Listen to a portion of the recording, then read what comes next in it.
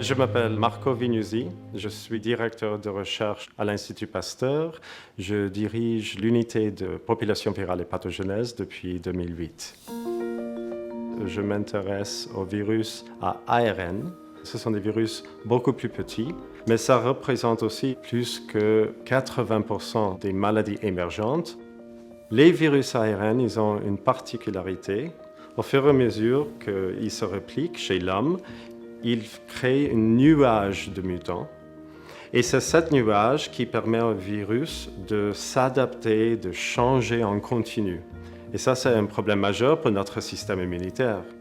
En gros, ça reste toujours la grande question. Comment un virus ARN arrive à se répliquer avec un taux de mutation si important et toujours survivre les changements d'environnement? Et est-ce qu'on peut trouver des façons de les visualiser, de prédire l'évolution et d'empêcher l'évolution?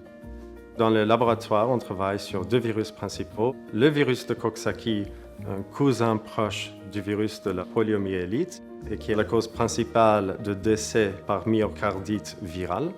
Mais aussi, on travaille sur le virus de chikungunya.